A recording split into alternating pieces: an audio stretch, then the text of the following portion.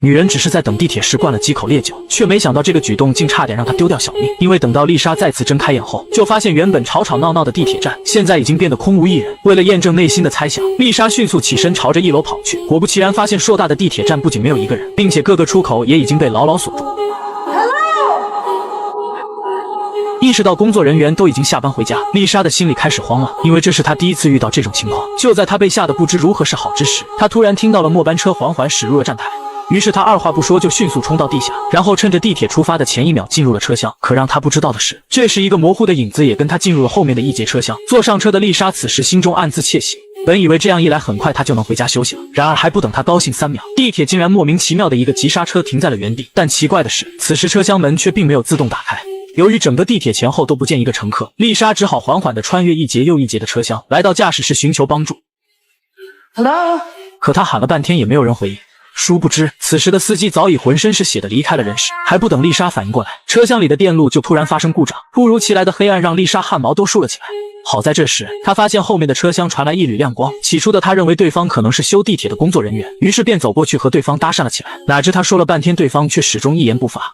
察觉到不对劲的丽莎撒腿就跑，结果一个不小心就被绊倒在地。直到对方走上前后，丽莎才发现对方原来是一直暗恋自己的同事。原来同事一直在公司里垂涎丽莎的美色，于是这才尾随丽莎想要吓唬吓唬她。随后同事便提出了要和丽莎交朋友，紧接着一言不合就将丽莎给扑倒在地。就在丽莎即将遭遇不测之时，车厢的大门却诡异的自动打开，下一秒同事就被一股神秘力量给拽了出去。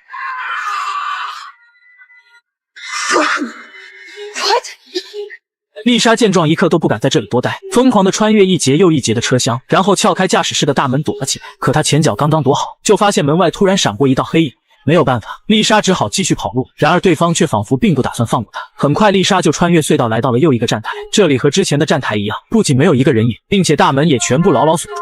就在丽莎有点绝望之际，身后却突然传来一阵诡异的声音。她缓缓探出脑袋查看，结果发现是一只狗狗。意识到这里有狗就绝对有狗主人，丽莎赶紧对狗狗展开了追逐，最终跟随狗狗来到了一处通风口。果不其然，她在通风口里面发现了一对正在休息的流浪汉。丽莎的到来直接把流浪汉吓了一跳。在得知丽莎这是想要寻找地铁的出口，流浪汉二话不说就把钱揣进了兜里，然后带着丽莎寻找起了出口。殊不知他们前脚刚走，一个身影就缓缓走进了通风口里，下一秒，而与此同时，丽莎也带着流浪汉来到了一个站台。没想到就在这时，丽莎却发现浑身是血的同事竟趴在了轨道上。于是她和流浪汉便打算赶紧救人，合力的将同事给拽了上来。哪知就在这时，流浪汉的狗狗却满身是血的跑了过来。意识到大事不妙后，流浪汉赶紧朝着妻子的位置跑去。不料通风口里的妻子早已不见了踪影，只发现地上多出了一道长长的血迹。为了给妻子报仇，流浪汉赶紧追随血迹跑了上去。没想到血迹最终消失的地方，竟是在一个漆黑的隧道跟前。而另一边的丽莎也有些崩溃，因为她的同事也已经因失血过多停止了呼吸。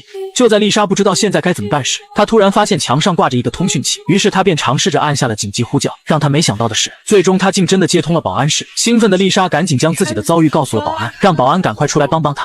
然而保安却根本不信丽莎的话，因为他最近总是会遇到恶搞他的瘾君子。没有办法，丽莎只好自己处理同事的尸体，直到看到地上流出长长的血迹后，保安这才察觉到站台出事了。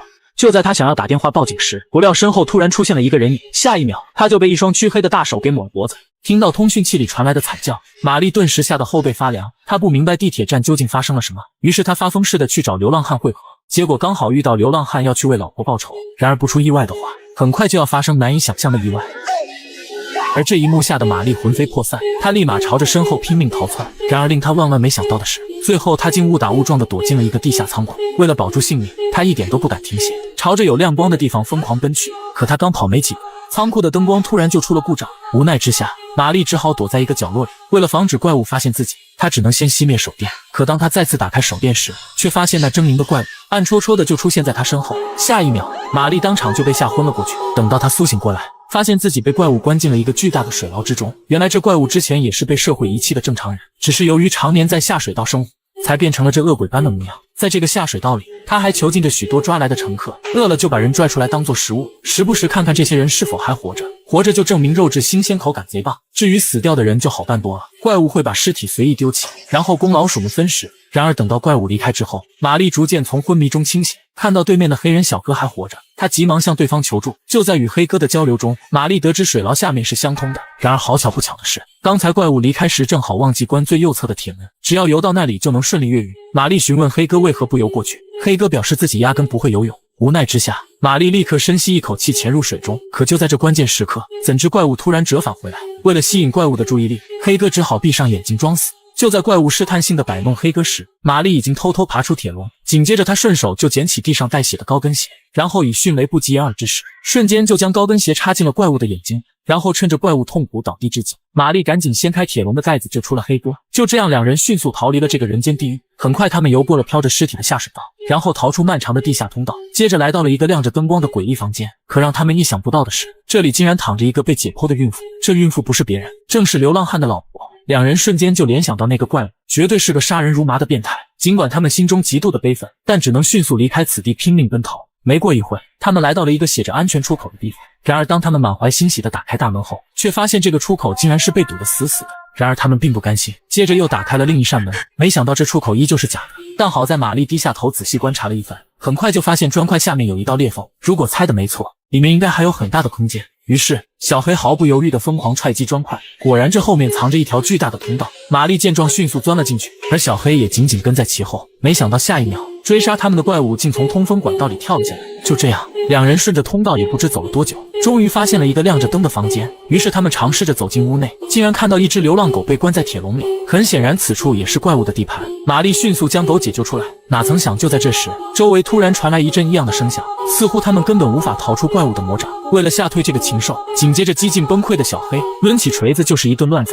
本以为自己这番举动能把怪物给吓退，殊不知这一切都是白费力气。结果一低头，怪物就洋洋自得地站在他的身后，接着一口就咬断了小黑的脖子。这血腥的场面吓得玛丽一刻都不敢多待，然后她发了疯似的在迷宫一样的隧道里四处逃窜。此时刚好不远处驶来一辆列车，玛丽见状立马撒丫子追赶，可怪物并不打算放过她。就在她即将靠近列车的时候，却被躲在暗处的怪物一把掀翻在地，恰好旁边扔着一把铁钩。玛丽二话不说，抄起钩子就刺穿了怪物的脑袋，然后穿过昏暗悠长的隧道，最后她一瘸一拐来到了最近的站台。可整晚惊心动魄的遭遇让她的内心根本无法平复。